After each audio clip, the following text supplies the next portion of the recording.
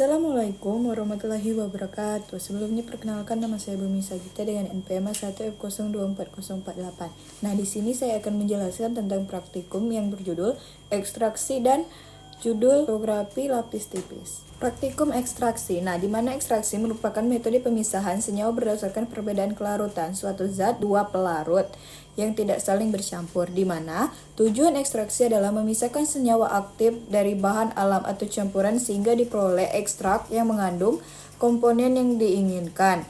Nah, di mana praktikum ini proses ekstraksinya dilakukan dengan menggunakan pelarut yang sesuai agar senyawa target dapat larut dan berpisah dari komponen lainnya, di mana prinsip ekstraksi adalah distribusi zat terlarut antara dua fase pelarut berdasarkan koefisien partisi, di mana senyawa yang memiliki afininitas lebih besar terhadap pelarut tertentu akan lebih banyak berpindah ke pelarut tersebut, di mana faktor yang memengaruhi hasil ekstraksi meliputi jenis pelarut, waktu kontak, suhu, ukuran partikel sampel, dan jumlah pelarut yang digunakan, di mana hasil ekstraksi biasanya ditandai dengan diperolehnya filtrat atau ekstrak yang kemudian diuapkan untuk mendapatkan ekstrak kental atau ekstrak kering.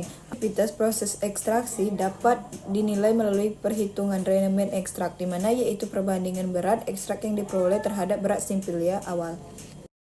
Nah, di mana langkah kerja praktikum ekstraksi yaitu: pertama, timbang simpilia yang akan diekstraksi. Kedua, haluskan simpilia untuk memperluas permukaan kontak dengan pelarut. Ketiga, masukkan simpilia ke dalam wadah maserasi yang bersih. Keempat, tambahkan pelarut, misalnya etanol 70% atau pelarut yang ditentukan. Nah, kelima, tutup wadah dan diamkan selama beberapa hari sambil sesekali diaduk. 6. Saring campuran untuk memisahkan filtrat dan ampas. Nah, ketujuh, jika diperlukan lakukan remasterasi pada ampas dengan pelarut baru. Nah, ke-8, gabungkan seluruh filtrat yang diperoleh. Ke-9, uapkan pelarut menggunakan rotary evaporator atau penangas air hingga diperoleh ekstrak kental. Ke-10, timbang ekstrak yang diperoleh dan hitung rendemennya.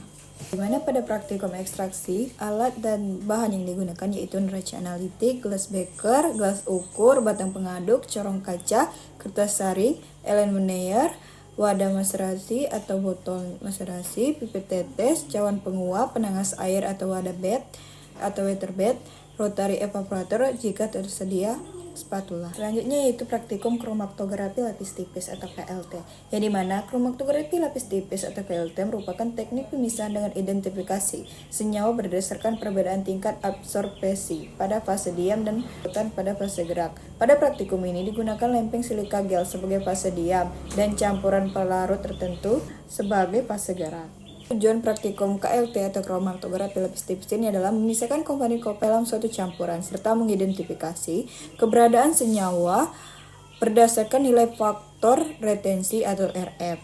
Nah, di mana prinsip kerja KLT didasarkan pada migrasi senyawa berdasarkan fase gerak melalui kapilaritas. Nah, senyawa yang lebih kuat berinteraksi dengan fase diam akan bergerak lebih lambat, sedangkan senyawa yang lebih larut dalam fase gerak akan bergerak lebih cepat.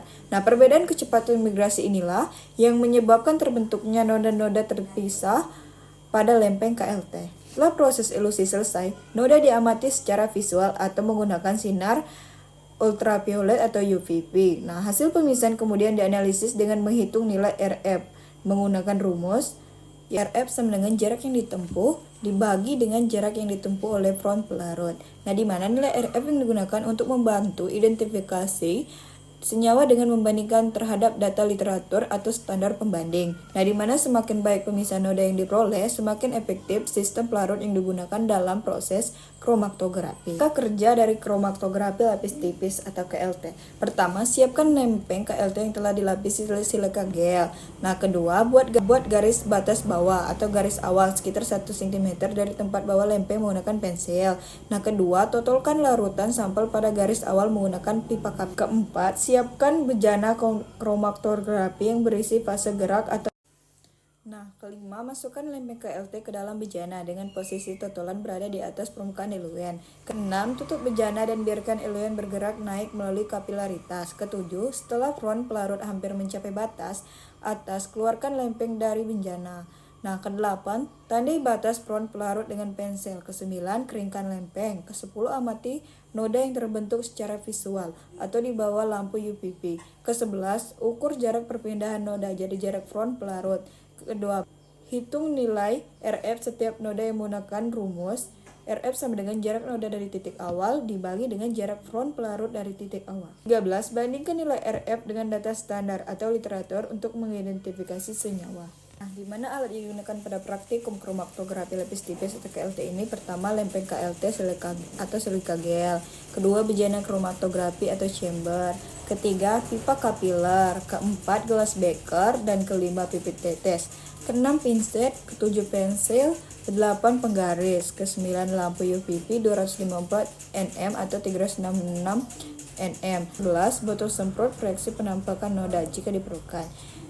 Ke-12, corong kaca. Ke-13, kertas saring. Nah, di mana alat-alat tersebut digunakan untuk membantu proses pemisahan, pengamatan, dan identifikasi senyawa pada metode ekstraksi ataupun kromatografi lapis tipis yang kita lakukan.